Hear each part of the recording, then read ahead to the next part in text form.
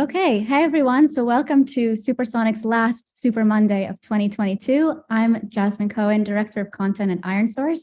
I'm usually much more behind the scenes, but I'm really excited to be on camera talking to you guys about trends from the last year and predictions for 2023 in hyper-casual. I'm here with probably two of the most qualified people to talk about this. We have Nadav Ashkenazy, SVP at Supersonic, and Danielle Cohen, VP of Gaming at Supersonic, who together with the whole Supersonic team really accomplished a lot this past year. I'm going to look at my notes. It's quite a bit of numbers.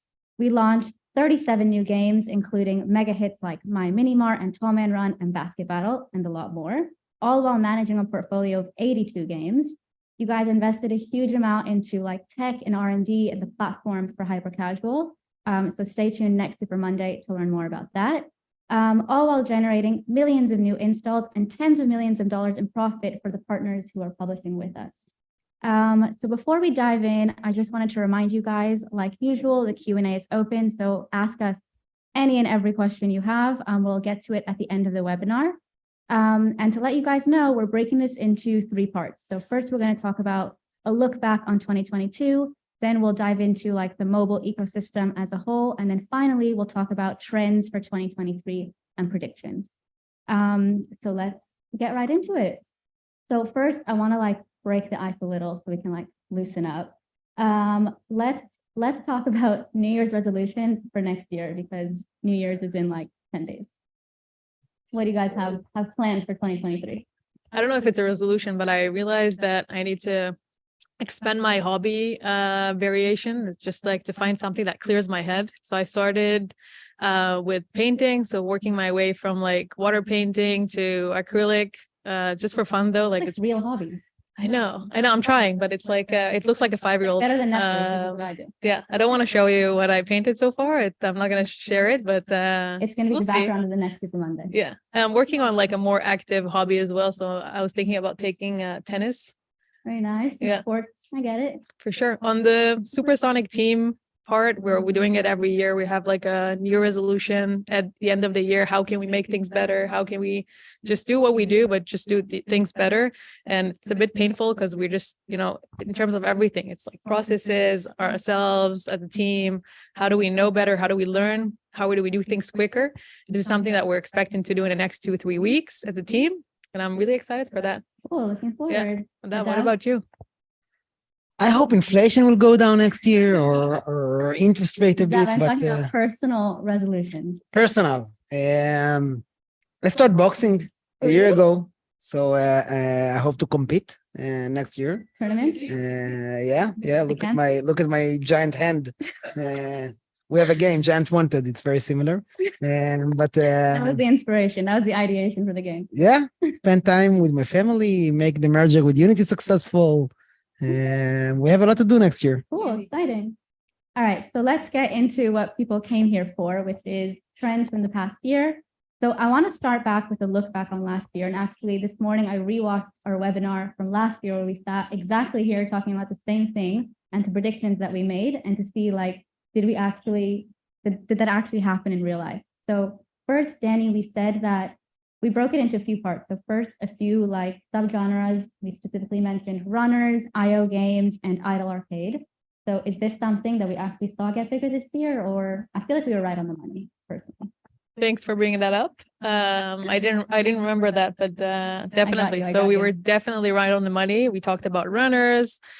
We've seen a huge success with Tall Man Run and other runners in the market. And then also we talked about simulation, trends that came from TikTok.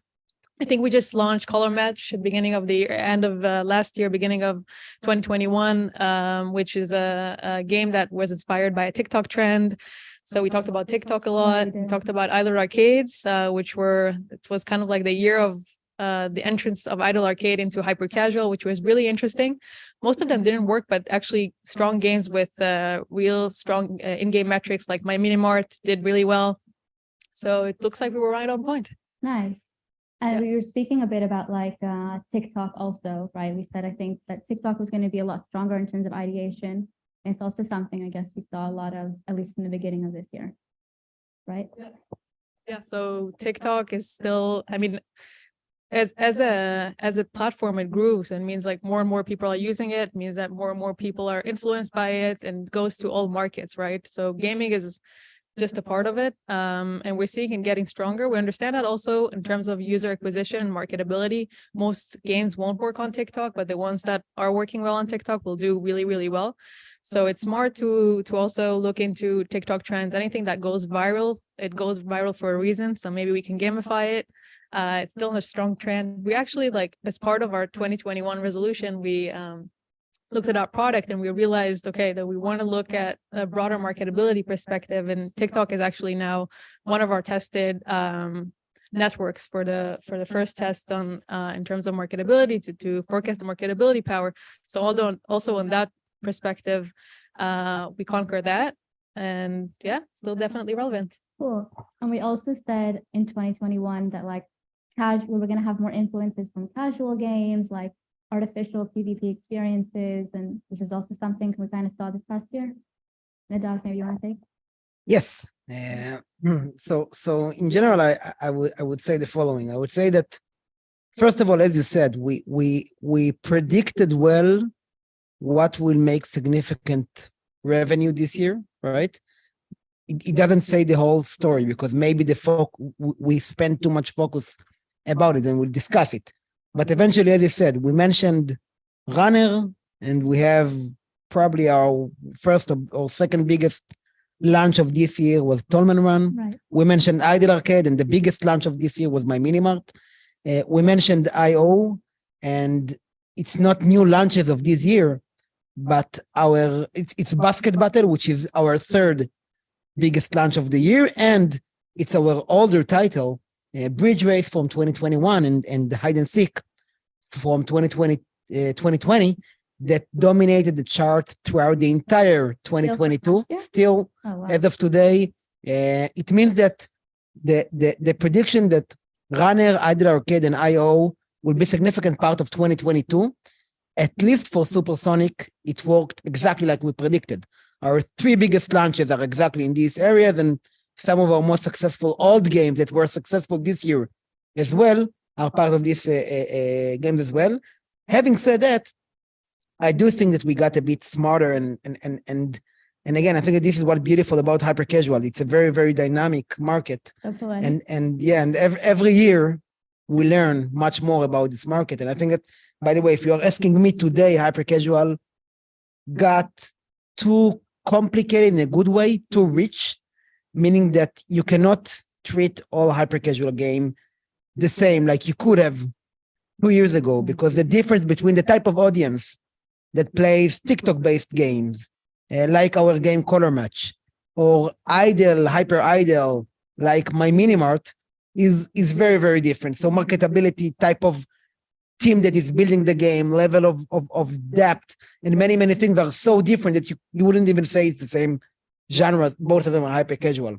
So while we predicted very, very well what will work, I think that we got smarter through the year about how it is the right to allocate the resources and investment per studio, what each studio fits the best, and to be smarter. And we hope to take these lessons with us for 2023 to be more efficient around the subgenre that we believe that will remain strong for next year as well. Right. So hopefully when we look back in 1 year, it's going to be accurate.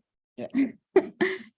Okay, so obviously a lot happened in 2022. I want to try to narrow down the trends to like the key highlights. What do you think were like the biggest trends that really had like the most significant impact on hypercasual throughout the year?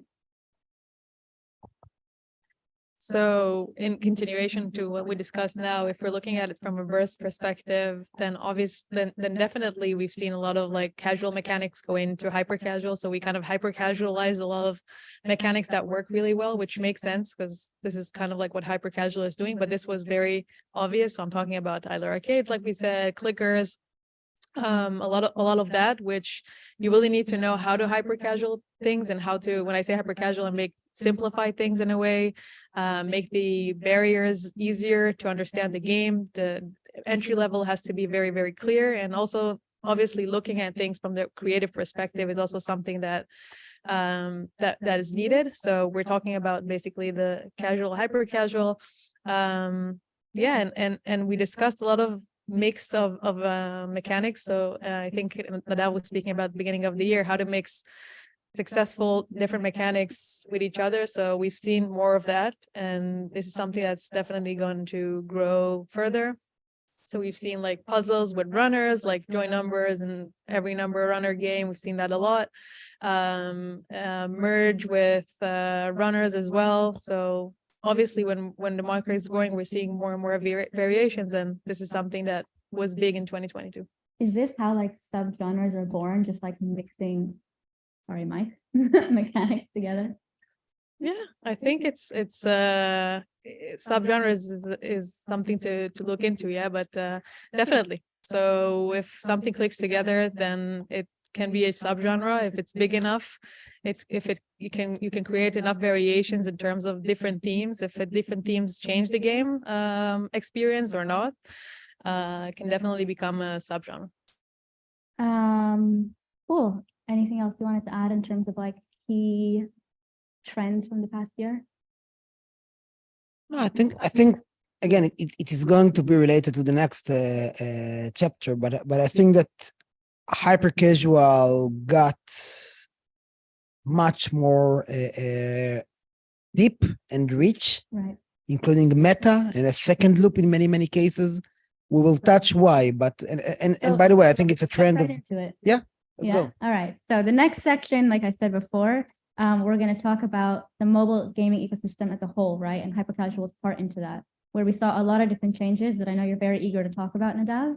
So tell us, like, what were those changes? What was the impact on a whole to the ecosystem in gaming? Yeah, I gave a session a couple of weeks ago as part of our AppFest conference. It's online. When I jumped into the data and kind of analyzed everything happens in the entire mobile games ecosystem. But I would say the following: few things happened.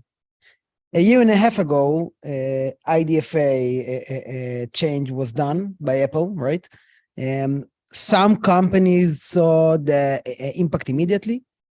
Some didn't, because while it happened, there are also other elements that actually push the industry happening in the same time. For instance, COVID, right? COVID, we know that for more than 2 years, the lockdowns and no school policy and working from home, it increased significantly the time spent, the amount of people engaging with any virtual entertainment, right? Because they were not at school, they were not at work, they didn't travel the country, the world, and it's kind of changed somewhere February, March this year, when Omicron, which was the last biggest variant, at least in big parts of the world, some countries are still in this specific lockdown policy or a different one, but at least for the majority of the world, February was the last wave of Omicron, and since then, since March, most people are back to work, kids are back to school, people are traveling the world again, taking vacations, etc. And I think this is a big change, that once this happened, suddenly maybe the pain from IDFA got a bit bigger, because up until that point, this extra engagement hide some of the challenges that IDFA brought. But if regardless to IDFA, I think that again, when supply goes down, and eventually, like everything in life, right, it's all a question of supply and demand, right? When we speak about inflation, or when we speak about CPI and cost per install, as you have more supply, then CPI goes down and CPMs goes down, because there are demand advertisers that are competing over the user eyes. And when supply goes down, when there is suddenly less impressions per day for the entire mobile ecosystem, or even, I would say, the virtual entertainment ecosystem, then suddenly it becomes more expensive. Right. And this is change number one that we saw.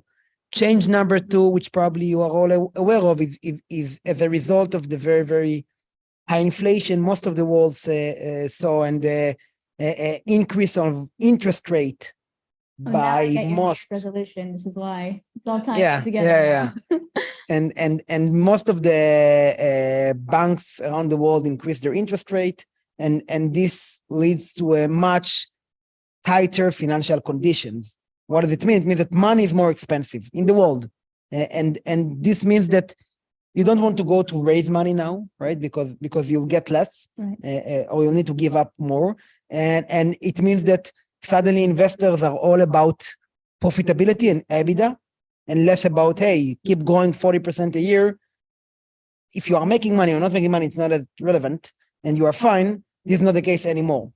And we know that in I wouldn't call it recession yet, but in tighter financial conditions, ad spend is being impacted significantly because people are more careful with their ad spend, and they are reducing CPI to be more profitable, or even maybe if they are profitable, they want to be more healthy from calendaric financial perspective.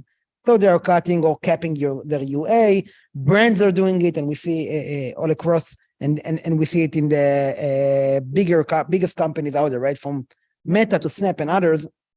And this also, of course, impacts our mobile games ecosystem. CPMs are a bit lower than they used to be.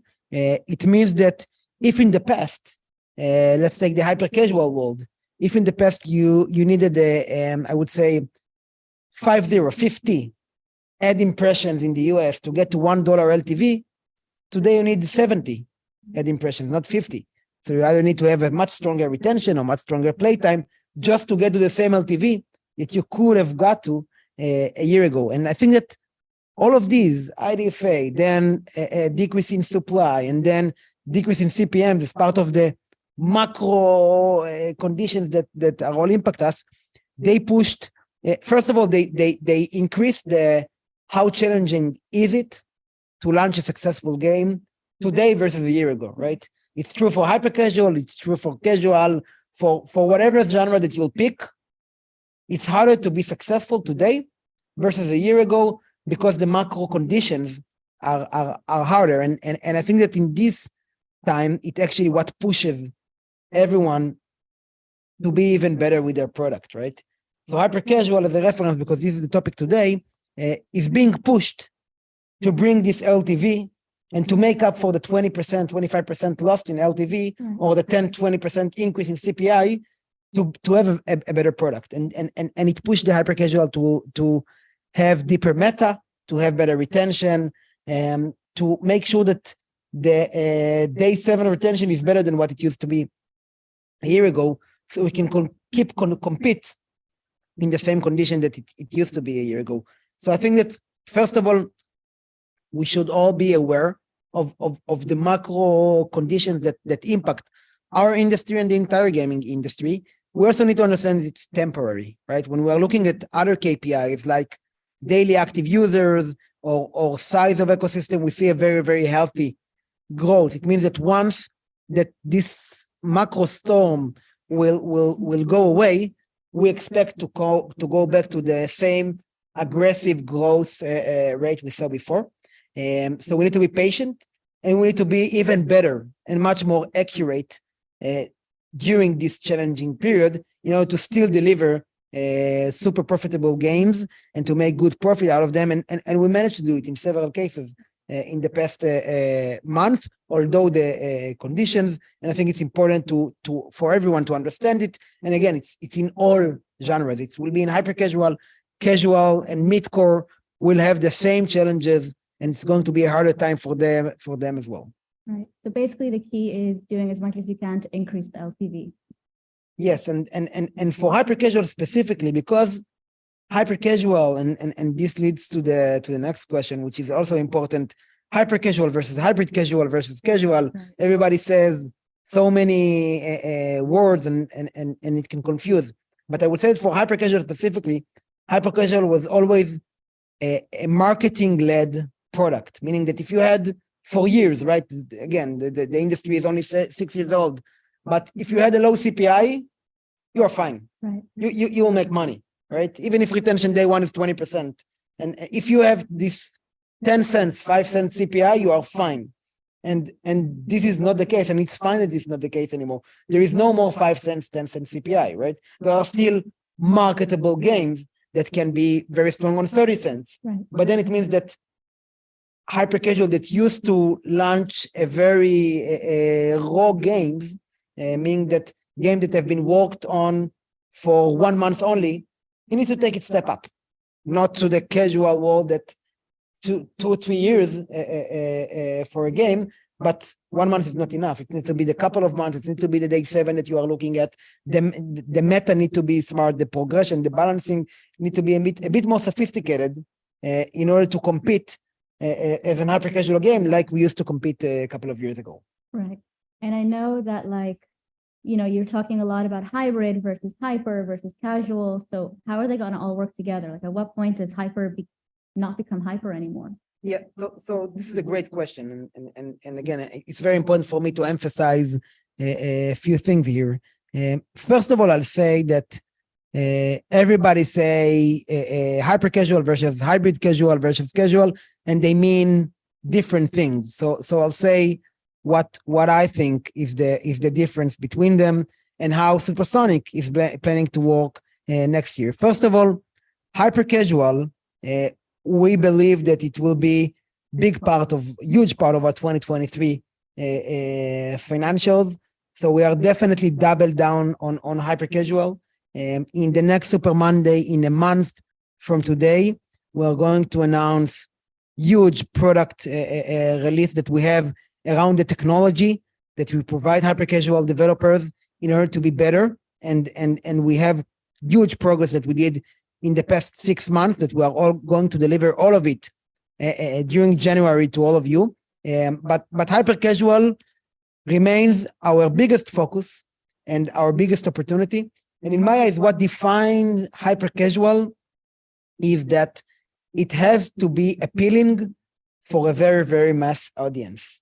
Why? Because eventually hyper casual will be somewhere between, and again, hyper casual, as I said, it became too complicated. There are simulation and there are runners and there are even shooters of hyper casual, and there are differences between these two.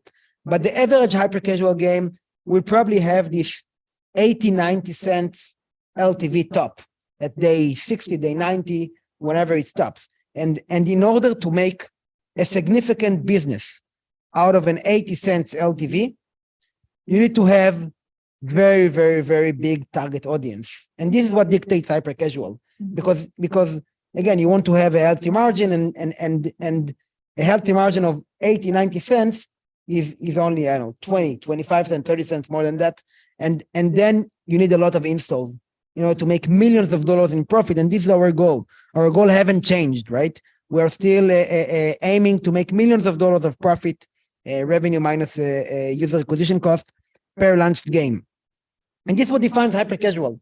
Hyper casual sits in this bucket.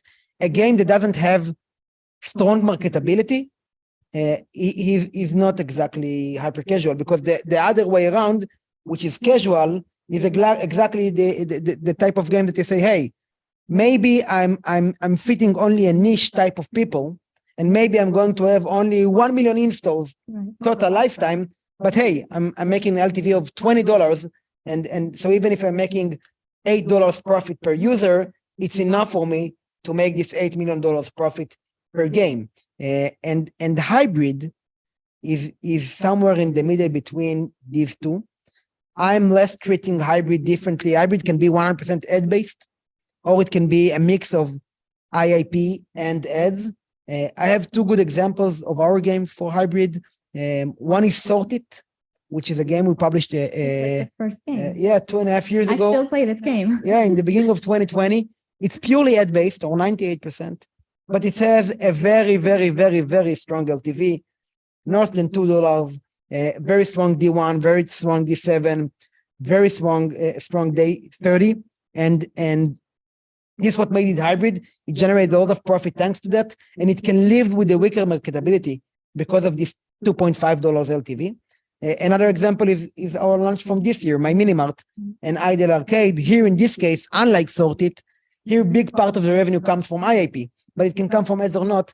It's a very strong retention, very strong engagement. Again, it can be more niche in terms of marketability power. And this type of hybrid game, it means that they are having much stronger retention, etc. Still, they are not a $10 LTV of a mid-core game, but they are somewhere in the $2.5, $3, and they can live with a more niche marketability and doesn't require this mass adoption like hyper casual. But this is the three that we are looking at. On our hybrid, the process starts exactly like hyper. It goes through the same funnel as hyper, but once we see the engagement is a bit better, we're adding this extra layer to take it there. Right. And Danny, maybe just to add to what Nadav is saying is clarify it, because there are a lot of like gray zones between hyper and hybrid. Yeah, definitely. If you see your game has a really, really strong day one retention, we're talking about 50, even towards the 60s, and you understand you have a really good player base. You probably have a place for a second currency, and you probably have a place for more in-app. So this is what I would definitely expect. And we are looking a lot about games that start from a really good marketability, and we're going towards that from the marketability direction. So in terms of like turning hyper casual characteristics core into something that can work really well in terms of retention, that's I think the key there. So turning into something that has a really strong core with a strong marketability in towards really, really strong retention of playtime, because this is something that you need to build, and it's something that takes time and iterations, but you need to have that strong core and to understand that this is something that's working also with 5 to 6 levels, right? We've seen like 35 plus day one on games with a really strong core with 5, 6, 7. That's what you're looking for in terms of hybrid. Yeah. So if we can like look to 2023, and it's kind of the next question, do you think we're going to start seeing like more hybrids or like continue in the hyper casual? Like what's kind of the breakdown there we're thinking about? Like, is hyper casual still going to be hyper casual, or are we going to like move to hybrid? So definitely hyper casual is something that we're taking with us for next year, both in terms of expectations and goals, and something that we've put on ourselves as a team. As Nadav said, it's all a question of that place between CPI and LTV, and we are seeing still really good CPIs in the market, and as I said, we are seeing better LTV for hyper casual games. So if we used to start with 20 cents ARPU, we're turning into 30, turning into 40. This is something that we're seeing also in terms of hyper casual. So we're doubling down on hyper casual. We are understanding that some of them will turn into hybrid casual with like the strong ones that will need to turn them onto a deeper economy and deeper understanding of like second currency, meta, everything we just said. Cool. Okay, so good transition into 2023 predictions and looking at next year. So Danny, I want to start with you because you just wrote like a few days ago an article about ChatGPT, which is something everyone is talking about. Definitely super cool, but also really scary. So talking about this trend, how is it going to be like seen in the hyper casual world, used and kind of all that? I'm a big fan. No, I actually like a ChatGPT in my life right now. So everything I do with ChatGPT. Don't tell my boss. Yeah, no, but like I'm not scared of it. Actually, like I think we should adapt it, especially in hyper casual where we're working with studios, small studios, right? Between sometimes it can be 1 person, 3 to 5. It's still a small studio, and we still need that good understanding of what trends are and what makes a game tick and what's a strong core, and for all of the things that we're doing on a day-to-day, we can just make them faster. So eventually, like think about ideating with someone that's kind of reading your mind and just saying, I want to create kind of like a strong retro mechanic. Give me some examples for games like that, and then have the ChatGPT tell you Tetris, Pac-Man, these are all the games that were strong in a retro. And then you can just think about ideas. So it doesn't need to give you the idea, but it just gives you a kick. Sometimes it will actually give you the idea. Then turning into development, right? So every development question you have, every mathematical issue you have, which you probably have by writing the code every day, you can just ask ChatGPT. So it writes in C code right now in C#, but not in Unity yet. But this is something that can be really, really helpful. So and also content creation. So I can go on and on. Obviously, you'll need to read my blog written with Ray, but basically, I can go for days. The idea is like it shouldn't just switch off your creativity. So you'll still need it there in order to ask the right questions, to give the right inputs. This is something that you'll still need to make sure you're doing. That's why it not really scares me. It just helps you get better at what you do. And I think for hyper casual, it's just can speed up a lot of processes. So Like a definitely personal adopt it assistant and for use it. everybody. Exactly. Who wouldn't like a personal I assistant? want one. Exactly. Cool. So like last year we said like TikTok was going to be a big place for getting inspiration. Maybe we'll have like ChatGPT inspired games. It's going to be a whole new genre. Definitely. I already have some really interesting game ideas, Yeah? which I'm pitching now to our publishing managers. So we'll see. Very nice. Yeah. We're going to wait to see what happens. Definitely. Have you used it yet? Yes. Yeah. Yeah. What for? To write songs. Really? Songs. Yeah. Well, now we have You to can ask listen me to them. write any song that you want, and then I can send to my family and So to now you're going to have to very, perform. very, very, very funny game, funny song, very, very funny. So beyond ChatGPT, any other kind of like big trends or predictions you guys think are heading our way for next year? So I think that, as I said, hyper casual remains the same, Right. a bit deeper, a bit with more meta.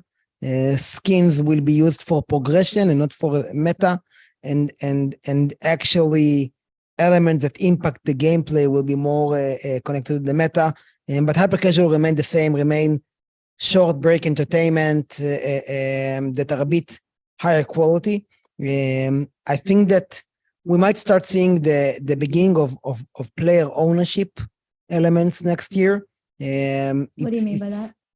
It's a very interesting revolution that it actually started as an NFT back then and very related to blockchain. But it's pivoting in the past few months, and the idea behind it is actually to allow a better experience for players within games, meaning that once you are acquiring a game asset, regardless to what asset it is, you are the actual owner of this asset, not only inside the game in the company servers, but outside as well. It means that you can interact with other players, you can swipe items, you can even sell it, something you bought, you can sell and recoup some of your investment. There is much more place for community and much more place for cross apps engagement.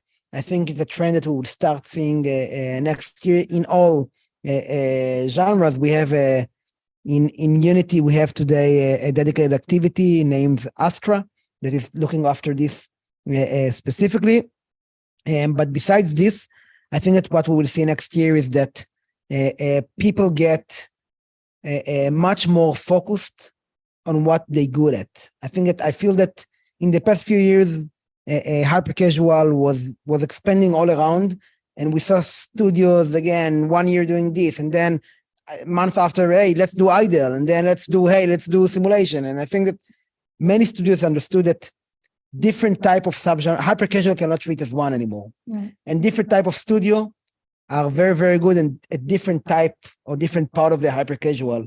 And this is a time, because of the need for a strong product, to pick the area that you are the best at, and to fully focus on that, on delivering the best product in this world. Because again, when you are jumping from different type of products, the quality goes down, and at least for 2023, where the macro conditions remain with us, I think that there is no place for lower quality. And it's time to really, really go and double down about what you're good at, deliver the best product out there, and this is your way for succeed. Just to understand the business model behind the product that you decide to master, and master it throughout the entire year.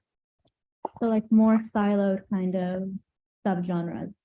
Yes, I think that, again, a studio that is very, very strong on TikTok-based games probably won't be as strong at idle games. It requires a very different skill set, creative thinking processes, even code-based templates that they are using, people. And once you try to do all of them, then you are doing all of them on a mediocre way. And again, hyper casual was so, hey, suddenly there is idle, suddenly there is TikTok based, suddenly we see Roblox based game, and there was so many creative inspirations out there that many got distracted. Hey, this is interesting. This is interesting. And I think that after many studios went through a lot of these areas and they understand what they are most passionate about and what they believe they can succeed the most, next year will be the year of focus, of quality, of product strength, and this is exactly what we need with the current conditions. The tagline of the webinar. Yeah. Before we move into questions, you guys had any other kind of trends, predictions for next year you wanted to cover, or we set? Supersonic will be the biggest publisher out there. Set it here first. Test us next year. Yeah, I know. And 2023. Yeah. We're going to be watching back. So hello, future us. Okay, so let's get into the Q&A. It's been open for the entire time, so I'm sure we have a lot of questions to answer. I already see a few coming in. All right, so first question, speaking of Nadav, we just kind of covered this, but we can go a bit more into detail. Somebody just asked, what is Supersonic's plan regarding Web3 gaming? Web3 gaming is a big title because again, in 2021, before the big crisis, Web3 gaming were games that are very, very strong on a blockchain-based token, and they are enjoying big part of the inflation in token price or the NFT price, etc. And of course, this model didn't survive the current financial conditions, and we also don't believe that it brings real value in the long term. So we are not here about Web3. We are here about building better experience for players. We believe that player ownership provides this experience. Player ownership using our tools, Astra, can be either based on an SQL-based infrastructure or blockchain-based infrastructure. There are pros and cons for each option. We are supporting both of them, but again, it's not about Web3. It's about player ownership in the Web2 casual games as we know them today. And we believe that this is the future of what is interesting about Web3, at least for games, which is player ownership feeling, asset ownership. And we are going very, very hard on providing the best technology out there for that. Well, you can go already and check in ironSource.com our Astra brand and what we are providing there. But this is how I see Web3 or player ownership in the mobile games. I'm not speaking about AR, VR, metaverse, which is, again, not next year. It's much farther than that, in my opinion. Danny, next question for you. Which genre you think will have low CPIs in 2023? Oh. The big ones. Yeah, I wish I could put my money on it. So I would go for the obvious. Wherever we see low CPI first, and it's always kind of winning over. So we're seeing still simulation games working really, really well. So anything that actually calls to our day-to-day lives, anything that reminds us of something that we do and just connecting into us very easily. So simulation games, runners. The genre that never dies. Exactly, the genre that never dies. It never stopped running. Exactly. And obviously everything you take from a viral perspective, it might have a lower shelf life, but low CPI is definitely something that you want to do. And if you are working on a low CPI game, so take under consideration that you'll need to move quickly and yes, and think about quality at the same time, but you'll need to move quickly, especially with viral mechanics and ideas. So something to take in mind. Okay. Next question, we have major publishers like Voodoo have shifted to casual publishing from just hyper casual. Does Supersonic have any plans to also start casual publishing? Yeah, again, I think that again titles are big, casual, hybrid, hyper. We are first of all not pivoting away from hyper casual at all. The opposite. We are doubling down on hyper casual and we believe that hyper casual is here to stay. The need for short break entertainment, light games is there. Users want it, users are playing it, users enjoy it, and it cannot be replaced by a more complicated casual or mid-core games. So we are doubling down on hyper casual. We are doing this. We are going to add deeper layers that can support either hybrid publishing or casual publishing with a lot of technology and sophistication and depth around IAP monetization. So yes, we understand that this is going to be another big focus for us for next year, but it's not going to be instead of or it's going to be on top of and together with a very, very and big effort around hyper casual as well.